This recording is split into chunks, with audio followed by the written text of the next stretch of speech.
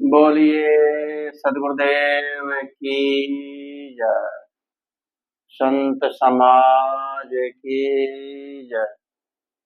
मेरे आध्यात्मिक एवं व्यवहारिक जीवन के आत्म प्रेरणा स्रोत मेरे परम आराध्य सदगुरुदेव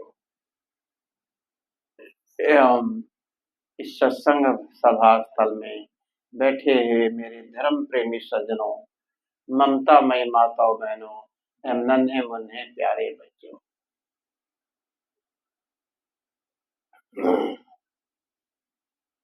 मैं कौन हूँ, कहाँ से आया हूँ, क्यों आया हूँ, कौन लाया है, इस पर थोड़ा विचार।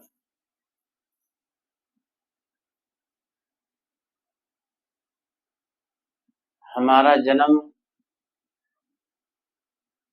अनादि से ऐसे जन्मते हम लोग आ रहे हैं। ये जीव न स्त्री है न पुरुष है। शरीर के नाते स्त्री पुरुष हम लोग कहलाते हैं। जीव जो है जीव है। ये जीव अपने कर्म वासना के अनुसार स्त्री पुरुष का जन्म धारण करता रहता है और मनुष्य का शरीर भी उसके कर्म के अनुसार मिलता है। हम लोग इस संसार में आए हैं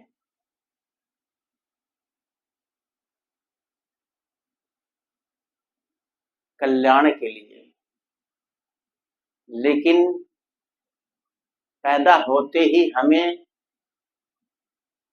क्या शिक्षा दी जाती है?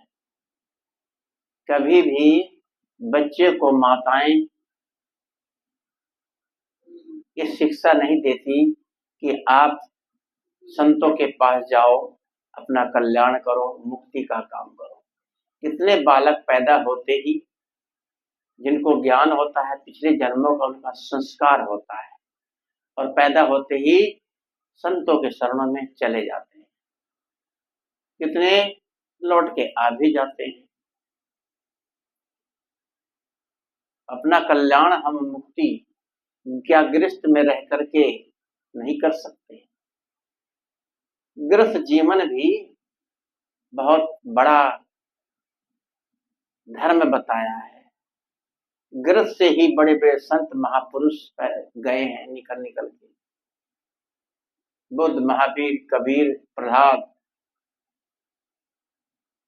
रामकृष्ण, विवेकानंद और देश के बड़े बड़े सूरवीर भगत सिंह, चंद्रशेखर, बड़े बड़ों ने कुर्बानियां दी।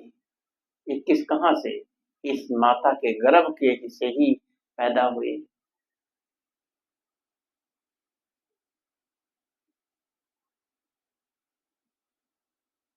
तो अपने कल्याण के लिए हमें करना क्या चाहिए? हम एक चेतन आत्मा है। अपने आप को समझना चाहिए कि मैं कौन हूँ। हम यहाँ आए हैं, जो काम हम कर रहे हैं वही काम जानवर भी कर रहे हैं, जानवर जो कर रहे हैं वही हम कर रहे हैं। तो हमारे में जानवरों में कोई अंतर नहीं है। इस मनुष्य को किसने बनाया, कैसे आया? कभी ऋषियों ने कहा है, को दादरस प्रथम जानम प्रथम जायमानम, को दादरस प्रथम जायमानम अस्तम मंतम दादरस। किसने उसको पहले देखा जन्मते हुए? हड्डी रहित, अस्तन मंतम दादरस, हड्डी रहित को।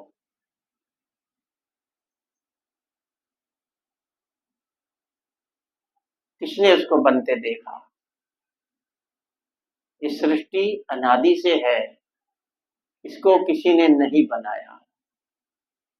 इसका आदि न है न अंत है।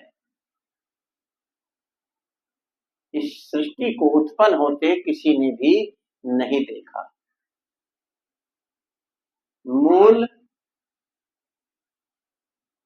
का मूल नहीं होता, मूल का अमूल होने से अमूल जड़ की जड़ नहीं होती। जड़ में सब कुछ पैदा होता है, लेकिन जड़ की जड़ नहीं होती। इसलिए जैसे कि अंडा मुर्गी से आया है, मुर्गी अंडे से आया है, दोनों कहाँ से आए हैं? इनकी जड़ कहाँ से है?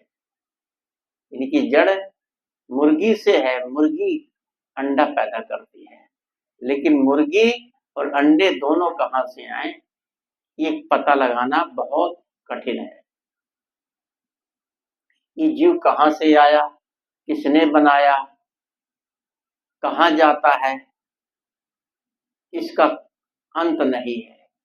ये जीव अपने कर्म अनुसार जन्म लेता है, मरता है, जन्म लेता है, मरता है, और सुख और दुख भोगता है। इस बात को पूछने के लिए कोई संत महापुरुषों के पास नहीं जाता कि ये दुनिया हम लोग कहाँ से पैदा हुए, ये दुनिया कैसे बनी, किसने बनाई, कोई नहीं जानता। अपने अपने राग रंग में हर आदमी रमा हुआ है। तभी कहा, भूल गए राग रंग, भूल गई चकड़ी, तीन चीज याद रहेगी, नून तेल लकड़ी। बस इन्हीं चीजों के में, राग रंग में हम लोग डूब हुए हैं। कहा कि राग रंग में दुनिया रह गई, चटक मटक में नारी, भाव भगत में साधु रेजे, तीनों निपट अनारी। राग रंग में दुनिया रिझी हुई है, और चटक मटक में नारी, नारी स्त्री को कोई ला करके पति कोई जेवर दे दे, कोई कपड़ा दे दे, इतनी प्रसन्न हो जाती है, खुश हो जाती है। कोई गले का हार दे दे, कोई चीज सोने की, तो सुन लो प्रसन्नता कोई ठिकाना नहीं रहता। और चटक मटक का मतलब है, और स्त्रियां चटक मटक को, फैशन को बहुत पसंद करती हैं। कहीं देखते हैं ना, कोई बेचने वाला आ जाता है, वहां पर चाहे लेना हो ना लेना हो, 4-5 औरतें चारों तरफ से भीड़ कर देती हैं, देखती हैं उठा उठा करके, ये बढ़िया है, ये बढ़िया है, ये ले लो, ये ले लो। मतलब चटक मटक में इतनी प्रसन्न रहती है। और भाव भगत में साधु, भाव में आकर के साधु भी रीझ जाते हैं। अगर ज्यादा भाव से खूब पूजो तो गुरु जी प्रसन्न हो जाते हैं। जैसे एक संत थे, स्टेशन से उतरे और बैठे थे, तो वहां पर एक कोई 4 सवीसी आदमी आया, संत के पास पहुंचा, संत से भाव बंदगी किया, साहेब बंदगी, साहेब साहेब जो भी, और कहे महाराज आप मुझे पहचान नहीं रहे हो? कहे नहीं बेटा।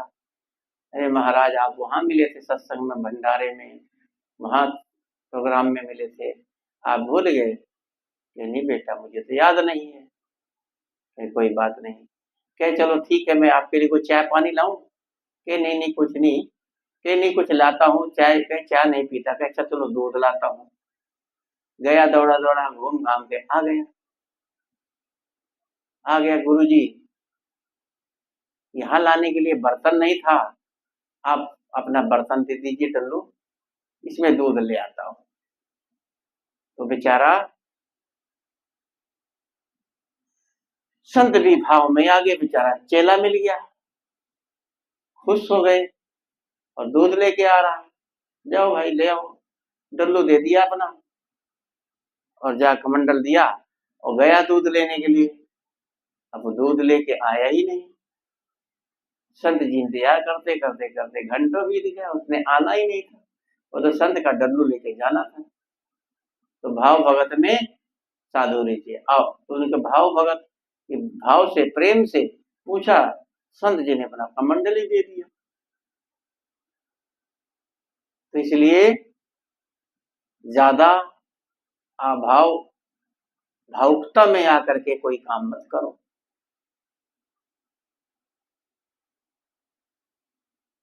सदगुरु श्री अभिलाष शाह जी कहा करते थे, मैं कौन हूं, कहा क्यों कमाते हैं हम लोग, क्यों खाते हैं, क्यों जीते हैं, इसका मतलब ही नहीं पता।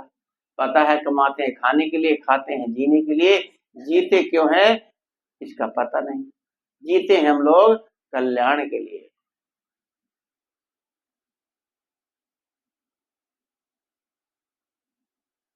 जिसे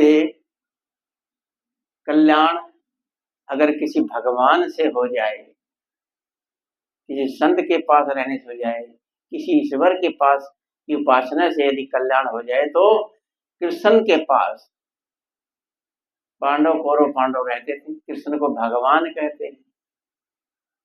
भगवान कृष्ण कहते हैं कि जो कुछ करते थे वही है सब कुछ। तो तभी कहा, कृष्ण समीपी पांडवा, गले हिमाला जाए, लोहा को पारस करे तो काहे काई खाए।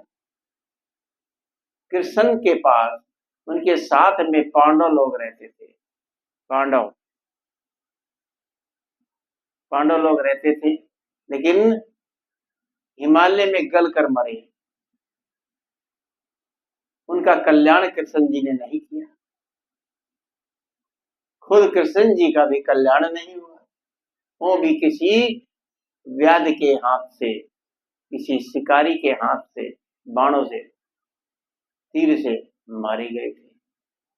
एक जंग समाधि में बैठे थे, किसी ने पेड़ के नीचे बैठे, कि सोचा हिरन बैठा है, छाया में बैठे थे, तो दूर से तीर मारा, कपड़ा ओढ़े समाधि में लीन थे, वहीं प्राणांत हो गया उनका। ये सब कहने की बातें हैं, कोई किसी का कल्याण नहीं करता। हर आदमी दुखी है, दुख बहुत दुख की कहानी, तभी बचियो जब राम में जाने।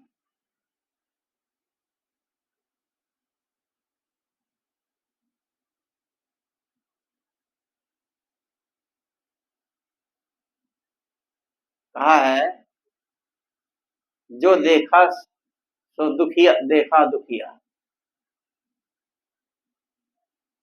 जो देखा सब दुखिया, सुखदेव दुखी के कारण गर्भय माया त्यागी। कहीं कबीर के, वो भी दुखिया जिन्हीं राह चलाई। सब दुखी हैं। सुखदेव जी ने गर्भ से ही माया को त्याग कर दिया था। कहते हैं गर्भ में ही 12 साल गर्भ में रहे, और उसमें जब पैदा हुए, पैदा होते ही एकदम भाग लिए जंगल को। उनके पिता व्यास, वेद व्यास, उनको आवाज लगाते रहे पर लौटे नहीं, पैदा होते ही। ये कुछ वैसे ही किसी को महान बनाने के लिए कहा जाता है। 12 साल तक गर्भ में रहे। 12 साल तक गर्भ में कोई कैसे रह सकता है? क्या गर्भवास उनको अच्छा लग रहा था? 12 साल तक बिता दिया गर्भ में, गंदगी के अंदर। ये सब लिखा जाता है, पर इनको समझना चाहिए, विचार करना चाहिए, वाणी को छानो। 12 साल का मतलब गर्भवास से पैदा होते ही, जब 12 साल की अवस्था बचपना ही माना जाता है। 12 साल की अवस्था में जंगल को निकल गए और सन्यास ले लिया।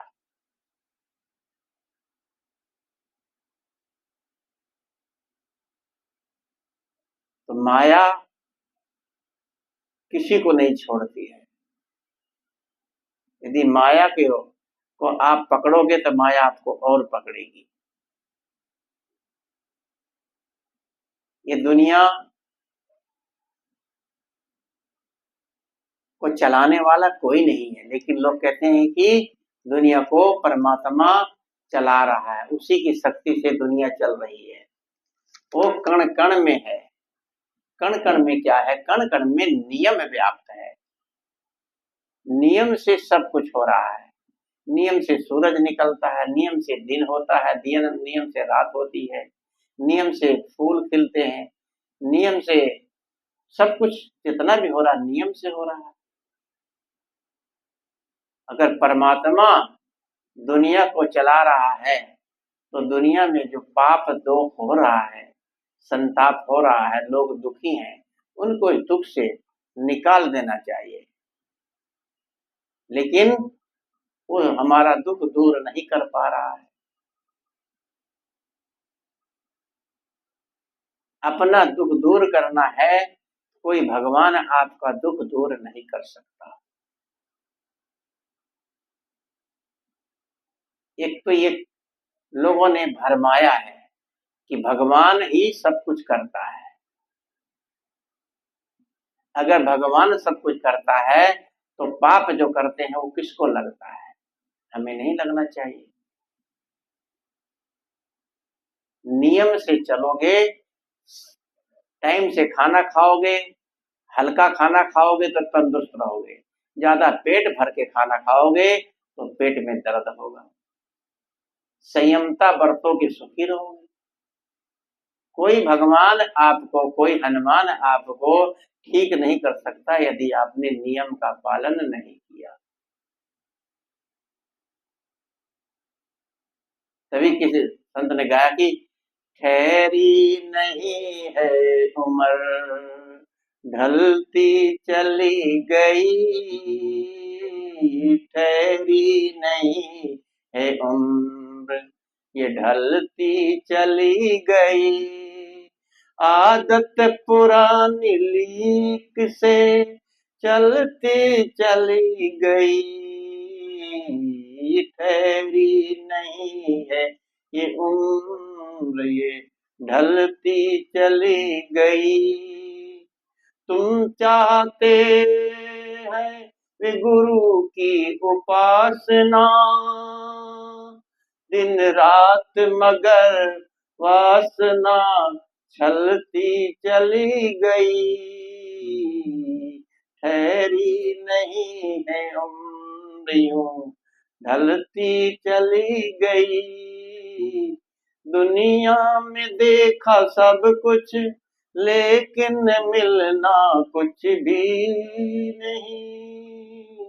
दुनिया में देखा सब कुछ लेकिन मिलना कुछ भी, बेबस जवानी हाथ से, बेबस जवानी हाथ से फिसलती चली गई, बेबस जवानी हाथ से फिसलती चली गई, आदत पुरानी लीक से चलती चली गई। जीवन उन्हीं को छलता है जिनकी जिंदगी में नियम संयम नहीं होता।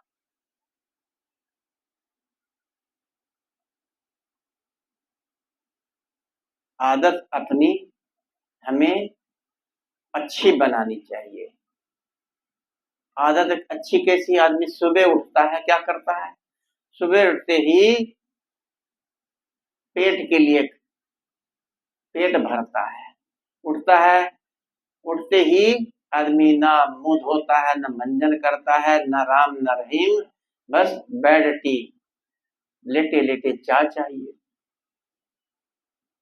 और गुटखा रगड़ते हैं, तम्बाकू मुंह में डाल लेते हैं, बीड़ी पीते हैं, तब जाकर के उनको लैटरिन आती है। कहते हैं कि प्रेशर नहीं बनता। प्रेशर इन बीड़ी सिगरेट तम्बाकू में है। हम लोगों ने अपनी आदत गंदी बना ली है। आदत पुरानी लीक से चलती चली गई, ढलती चली गई, ये उम्र है। हमने आदत गंदी बनाई है।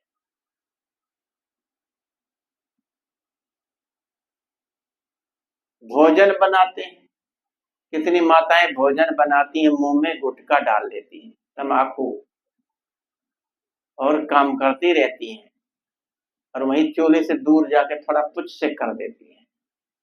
कई बारी मुंह में चलता रहता, सब्जी चलाती रहती हैं, और उसमें से राम रस टपक जाता मुंह का कई बारी। या बोलते हैं, हमेशा कभी भी भोजन बनाते समय बोलना नहीं चाहिए। बोलो तो पीछे मुंह करके बोलो। बोलते हुए अक्सर सामने मुंह का थूक पड़ सकता है। भोजन को प्रसाद समझ के जब बनाओगे तो कितना अच्छा लगता, कितना प्यारा लगता है कि संत आए हैं और उनके लिए भोजन बनाना है, कहीं भोजन खराब ना हो जाए, उसमें ध्यान रहता है। भोजन कितना स्वाद का बनता। संत आए थे अभी, भोजन इतना अच्छा बना था, पहले दिन भी खूब खाया कि और इच्छा थी और खाएं। वही सब्जी रोज बनती थी, लेकिन उस दिन सब्जी इतनी अच्छी बनी कि मन किया और खाएं, क्योंकि हमने उसको सब्जी को इतने अच्छे से ध्यान से बनाया कि संत आए हैं, कहीं इनके लिए नमक मिर्च ज्यादा ना हो जाए। ध्यान दे के बनाया तो वो प्रसाद बन गया। तो ऐसे ही हमें हर चीज को ध्यान से करना चाहिए। नियम से करोगे कोई चीज, बढ़िया तरीके रुचि से करोगे तो वो काम अच्छा होगा। सुबह उठते ही हमें आपस में प्रसन्नता से बोलना चाहिए, खुश होकर बोलना चाहिए।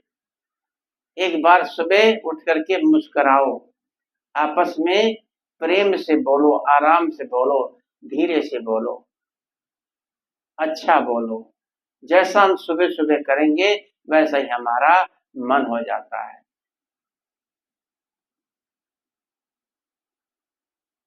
आदमी सुबह उठ के मंदिर जाता है, पूजा करता है,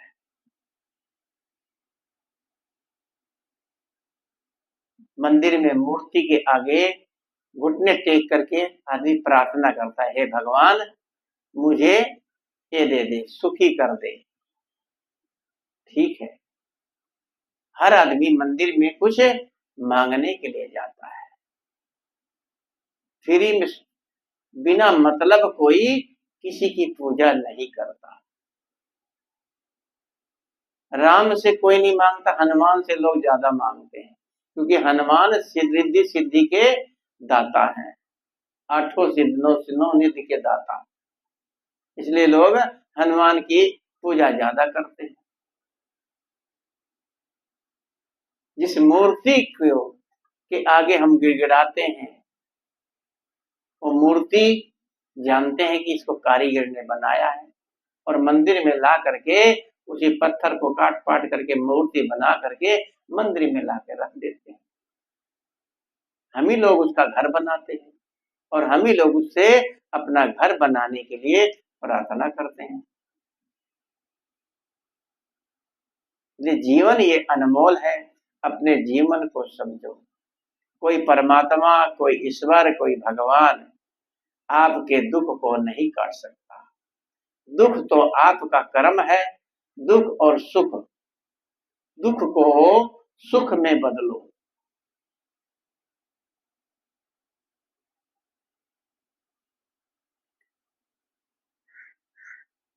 यदि हमारा कोई काम बिगड़ जाता है, खराब हो जाता है, उसमें दुखी नहीं होना चाहिए। आदमी से गलतियां होती हैं, कितने काम गलत होते हैं, बिगड़ते रहते हैं, और उसको पछतावा भी होता है कि हमने ये काम अच्छा नहीं किया। कल चर्चा कर रहे थे, बच्चों के पास बैठे थे, ऐसी कोई बातें चली, हमने कहा हमने जीवन में कोई अच्छा काम नहीं किया। अच्छा काम की परिवार के लिए शुरू से ही हम लोगों का जीवन जो है कि शुरुआत में ही जीवन जो है कि सही मार्गदर्शन नहीं मिला। तभी कहते हैं कि सांचा, जैसे सांचे में गारा डालते हैं और ईंट उसी तरह से निकलती है। तो सांचा बढ़िया होगा तो ईंट बढ़िया निकलेगी। ऐसी चर्चा हो रही थी कि ऐसे हमारे से शुरुआत ही ऐसी हुई। मैंने जो कि आगे चल के जीवन में बच्चों के लिए भी अच्छा नहीं किया। मेरे जीवन में मैंने कोई अच्छा ऐसा काम नहीं किया। सब लोग अपने जीवन से दुखी हैं मेरे कारण। बच्चे हंसने लगे, कहे कि आप बिगाड़ानंद हैं। बिगाड़ानंद कौन किसे कहते हैं? कि जो सारे काम बिगाड़ते हैं। भाई मैं सही कह रहे हो, हम बिगाड़ानंद हैं। तो आदमी के कर्म होते हैं, उसको अपने कर्मों पर पछतावा होता है, लेकिन यदि सोच विचार करके किसी काम को किया जाए तो अच्छा होता है। जल्दीबाजी में बिना विचारे बिना सलाह के कोई काम यदि किया जाता है, कभी कभी वो गलत भी हो जाता, अच्छा भी हो जाता है। लेकिन ये प्राकृतिक प्रारब्ध भी इसके साथ जुड़ा हुआ है। जब प्रारब्ध होता है, वो कितना मर्जी जोर लगा लो, वो होके रहता है। जब ये कहा है, राम का जब जन्म हुआ था, बड़े बड़े पंडित वशिष्ठ ज्ञानी सोच सोच के लगन धरी, कर्म गत टारे ना टरी। सीता हरण दशरथ मरण, कर्म गत टारे ना टरी। यहाँ ये भी कहा गया है कि जो हमारे अच्छा करो, सोच के करो, विचार के करो, लेकिन अच्छा करने के बावजूद भी यदि गलत हो जाता है तो उसका अपने कर्म का दोष मानना चाहिए, किसी को दोषी नहीं ठहराना चाहिए। बिगाड़ानंद किसे कहते हैं? बिगाड़ानंद की कहानी शायद सुनी होगी। एक बिगाड़ानंद था, वो पूरे गांव को कोई काम होता तो उसको बिगाड़ देता, उसका नाम बिगाड़ानंद हो गया। उसे कहते हैं बिगाड़ानंद। और जो अचानक अपने आप अच्छा करते हो रहा है, बुरा हो गया, गलत हो गया, वो अपना प्रारब्ध है, किस्मत है। बिना प्रारब्ध किस्मत के कुछ भी नहीं होता। आप किसी के घर का पानी तक नहीं पी सकते, किसी के साथ जीवन व्यवहार नहीं कर सकते। अपने पिछले जन्मों का किसी का खाया था हमने, वो हमारा खाने के लिए कोई बेटे के रूप में, कोई पत्नी के रूप में, कोई बेटी के रूप में आया है, उनका ही तो हम लोग ये कर्जा भर रहे हैं।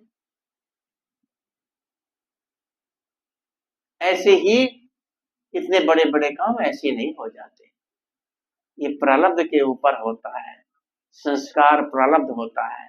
कुछ काम ऐसे होते हैं जो वैसे बिगाड़े जाते हैं, और जो जीवन साथी का और घर में परिवार का, बच्चों का होना, ये सब उसके कर्म अनुसार उसने जन्म लिया है, अपना अपना कर्जा ले रहे हैं। जिसके जरिए पति के रूप में गए, पति के से उसे सुख नहीं मिल पा रहा है, तो वो भी उसका प्रारब्ध बना था, मिल रहा है। बिगाड़ानंद की कहानी जैसे कि सुना है कि एक बिगाड़ानंद थे, किसी गांव में रहता था, और वहां पर कोई काम अच्छा होता था, बिगाड़ानंद वहां पहुंच जाता था। इस जगह एक लड़के के रिश्ते वाले आए और परीक्षा वगैरह दे रहे थे, तो उसको लड़के के बाप ने कहा, बेटा ये 100 रुपए रख लो, अब बिगाड़ानंद कहीं घूमता आ गया तो बिगाड़ देगा। तो मेहमान लोग बैठे परीक्षा वगैरह दे रहे थे, इतने बिगाड़ानंद आ गए। आए तो दौड़ के लड़का जाके उनके पैर को हाथ लगाया, 100 रुपए दे दिया। 100 रुपया देखा उसने कि 100 रुपया दिया, क्या ठीक है, जियो जियो, जीते रहो बेटा, जीते रहो, तुम्हारी मिर्गी ठीक हो जाए।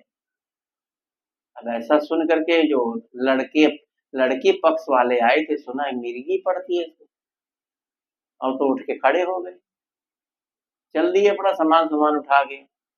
लोग कहने लगे वाह बिगाड़ानंद ने सारा बना बना काम बिगाड़ दिया।